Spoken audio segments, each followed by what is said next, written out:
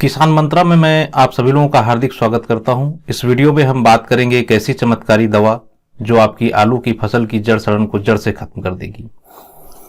तो वीडियो शुरू करने से पहले मैं आप सभी लोगों से चंद बातें करना चाहता हूं, तो प्लीज आप लोग मेरी बातों को ध्यान से सुनिएगा। हो सके तो आंखें बंद कर लीजिए और सोचिए। आप लोग सोचना शुरू करिए, ठीक है? और सोचिए कि आप एक मध्यम वर्गीय किसान हैं, तो आपकी इनकम का सोर्स क्या होगा। आप लोग एक मध्यम वर्गीय किसान हैं तो आपकी इनकम का सोर्स आखिर क्या है? सोचिए, जरा दिमाग पे जोर डालिए अपने, है ना? जी हां, आप सही सोच रहे हैं। अगर आप मध्यम वर्गीय किसान हैं तो आपकी इनकम का एकमात्र सोर्स क्या है? आपकी इनकम का एकमात्र सोर्स है आपके खेत, आपकी फसलें, ठीक है? आपके खेत और आपकी फसलें जो हैं वो आपको इनकम करके देंगी। इतनी बात आपको क्लियर हो गई? अब एक बार फिर से अपने दिमाग पे जोर डालिए और सोचिए, अगर पैदावार नहीं होगी या उपज अच्छी नहीं हुई तो आपको किन किन परेशानियों का सामना करना पड़ सकता है। सोचिए भाई, सोचिए भाई, अगर फसल आपकी अच्छी नहीं हो रही है, आपकी इनकम नहीं हो रही है, तो आप कौन कौन सी जो है समस्याएं झेलेंगे, है ना? चलिए रहने दीजिए, अब ज्यादा सोचने की आपको जरूरत नहीं है, क्योंकि अब आप हमसे जुड़ चुके हैं और मैं आपको यकीन दिलाता हूं, मेरे द्वारा बताई गई दवाओं का अगर आप प्रयोग करेंगे अपनी फसल में तो आपकी फसलें एकदम स्वस्थ और अच्छी रहेंगी। और मैं पूरे भरोसे के साथ कहता हूं, आपका जो पड़ोसी है ना, आपका पड़ोसी आपसे पूछेगा कि भाई साहब आप क्या डालते हैं अपनी फसल में, मुझे भी बताइए, मुझे भी डालना है। तो आइए शुरू करते हैं और ले चलता हूं मैं आपको उन चमत्कारिक दवाओं के पास जो आपकी आलू की फसलों की जड़ सड़न को या जड़ गलन को जड़ से खत्म कर देगा। तो आइए शुरू करते हैं आज का वीडियो।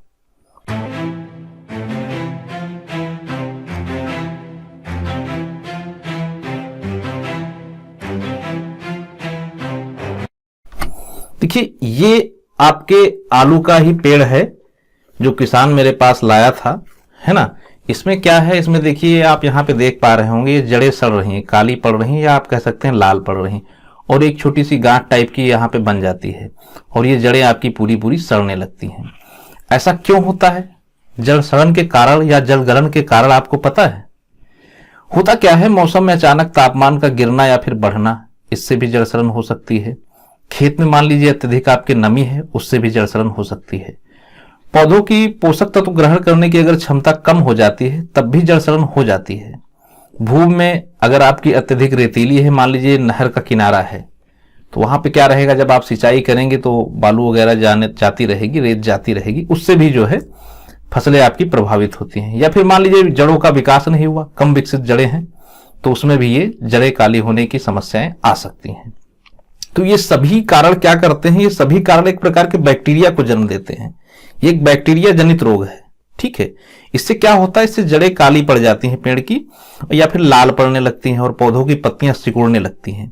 धीरे धीरे पत्तियां येलो कलर की हो जाएंगी, पीली पीली और काली हो जाएंगी, और धीरे धीरे पौधों का विकास रुक जाएगा और क्या होता है, पौधा सूखने लगेगा या फिर आपका मान लीजिए मरणासन अवस्था में आ जाएगा। समझ लीजिए वो फसल खत्म ही है।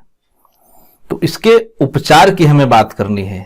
इसका उपचार क्या है, आखिर आप ऐसा क्या डालें जो आपकी फसल बिल्कुल स्वस्थ रहे। तो इसमें मैं आपको दो दवाएं बताऊंगा, दोनों दवाएं बहुत ही बेस्ट दवाएं हैं। तो आइए धीरे धीरे मैं आपको दवाओं की तरफ ले चलता हूं। देखिए, इतनी बात तो आपको क्लियर हो गई कि ये सारे रोग जो है बैक्टीरिया के कारण फैलते हैं। अब इस बैक्टीरिया को हमें मार भगाना है, तो उसके लिए हम लोग क्या करेंगे, अच्छे से अच्छे जो है टेक्निकल का इस्तेमाल करेंगे। वो टेक्निकल क्या है मैं आप लोगों को बता देता हूं, मार्केट में आसानी से मिल जाएगा। देखिए, सबसे पहले मैं बात करूंगा थायोफेनाइड मिथाइल 70% WP की, ठीक है? ये आपको जो है 70% WP फॉर्म में मिलता है, थायोफेनाइड मिथाइल। ये आपका बायोस्टेट कंपनी का है, यहां पे दी हुई है, रोको के नाम से ये आता है। दूसरा सेम ही है, आपका थायोफेनाइड मिथाइल ही है, ये आपका इफको MC कंपनी का है, ठीक है? ये भी आपका जो है 70% WP में आता है। ये देखिए 70% WP, यहाँ पे आपको जो है थायोफेनाइड मिथाइल 70% WP के रूप में मिल जाएगा। ये क्या है, ये एक सिस्टमिक फंगीसाइड है। क्या है? सिस्टमिक फंगीसाइड है, सिस्टमिक फंगीसाइड है ये। और इसका काम क्या रहता है, ये एक व्यापक स्पेक्ट्रम प्रणालीगत कवकनाशी है। क्या है, आप लोग याद रखिएगा, ये जो है कवकनाशी है। और इसका काम क्या रहता है, ये फसल पर रोग के संक्रमण को एकदम से रोक देता है, कवक रोगों की संख्या को नियंत्रित करता है, इसके लिए बहुत ही प्रभावी होता है। और बहुत अच्छा टेक्निकल है, आप यकीन मानिए। और इसका जो छिड़काव होता है वो आपका पपीता हो गया, सेब हो गया, अंगूर, गेहूं, टमाटर, ककड़ी, अरहर, धान, मिर्च, आलू आदि सब पर किया जा सकता है। इसमें कोई दिक्कत नहीं। आप अगर M45 छिड़कने जा रहे हैं, मान लीजिए आप M45 का छिड़काव करने जा रहे हैं, उसमें भी मिला के स्प्रे कर सकते हैं। आपके पौधों को हरा भरा रखेगा, पौधे का क्लोरोफिल जो है आपका मेंटेन रखेगा। कहने का मतलब यह है कि प्लांट ग्रोथ रेगुलेटर्स के साथ भी आप इसका प्रयोग कर सकते हैं, ठीक है। और ये कौन कौन सी आपकी जो है फफूंदियां या फंगस को नियंत्रित करता है, जैसे आपका एंथ्रेक्नोन हो गया, ठीक है, सर्कोस्पोरा हो गया, लीफ स्पॉट हो गया, पत्तियों में धब्बे टाइप के रहते हैं, ठीक है, और आपका रोट हो गया, ब्राउन रोट हो गया, बोट्राइटिस हो गया, इन सभी चीजों को ये नियंत्रित कर देता है। इसकी डोज की अगर हम बात कर लें तो 250 ग्राम प्रति एकड़ होता है, ठीक है, 250 ग्राम प्रति एकड़। अगर 1 बीघे की बात करें, ठीक है, तो 1 बीघे में आपको कितना डालना है, तो 1 बीघे में आपको 50 ग्राम इस्तेमाल करना है। और याद रखिएगा अच्छी तरीके से पानी में इसको घोल लें, उसके बाद इसका स्प्रे करें। इसके साथ में आपको एक दवाई मिलानी होती है, वो भी मैं आपको बता देता हूं। वो आपका है कासुगामाइसिन 3% SL फॉर्म में मिलती है, ठीक है। ये आपकी एक बायोस्टेट कंपनी की है और दूसरा आपका धानुका कंपनी की है, ठीक है। ये देखिए कासुगामाइसिन 3% SL, यहाँ पे आपका कासुगामाइसिन 3% SL। देखिए एक बात मैं आपको और क्लियर कर दूं, इन किन्हीं कंपनियों ने मुझे कोई पैसा नहीं दिया, ना ही मैं इनका एडवर्टाइजमेंट करता हूं। आप लोग किसी और कंपनी, अच्छी कंपनी हो, एथेंटिक कंपनी हो, उसकी आप ये टेक्निकल्स जान लीजिए, कासुगामाइसिन और थायोफेनाइड मिथाइल, उससे आप खरीद सकते हैं, ठीक है, कोई दिक्कत नहीं मुझे। तो फिर मैं अगर बात करूं कासुगामाइसिन की, तो ये क्या रहता है, ये एक प्रणालीगत जीवाणुनाशक और कवकनाशी है। वो आपका सिर्फ कवकनाशी था, ये आपका जो है साथ में जीवाणु नाशक और प्लस कवकनाशक है, कवकनाशक है, ये दोनों है। ये एक एंटीबायोटिक के रूप में काम करता है, ठीक है, एंटीबायोटिक के रूप में बहुत तेज और प्रभावी ढंग से जो है रोगों को नियंत्रित कर देता है। इसका काम क्या रहता है, ये प्रोटीन बायोसिंथेसिस को रोकता है और बैक्टीरिया के विकास और प्रजनन की क्षमता को कम कर देता है। कहने का मतलब बैक्टीरिया एकदम से रोक देगा, बढ़ेगा नहीं। तो जाहिर सी बात है, जब बैक्टीरिया नहीं बढ़ेगा तो आपकी जड़ सड़न दूर हो जाएगी। और इनका प्रयोग जो है धान, प्याज, अंगूर, चावल, लहसुन, मूंगफली, मिर्च, आलू, टमाटर आदि में किया जा सकता है। सब्जियों में भी इनका छिड़काव किया जाता है।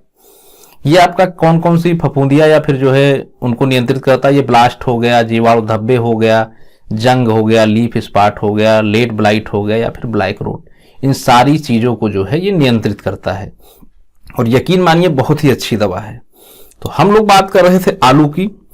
आलू की अगर हम बात करें तो आलू में जो आपका जड़ सड़न या जड़ गलन होता है, उसकी रोकथाम है तो आप क्या करेंगे, इनमें का कोई एक प्रोडक्ट ले लेंगे और इनमें का कोई एक प्रोडक्ट ले लेंगे, ठीक है, यानी इसका एक प्रोडक्ट या फिर इसका एक प्रोडक्ट।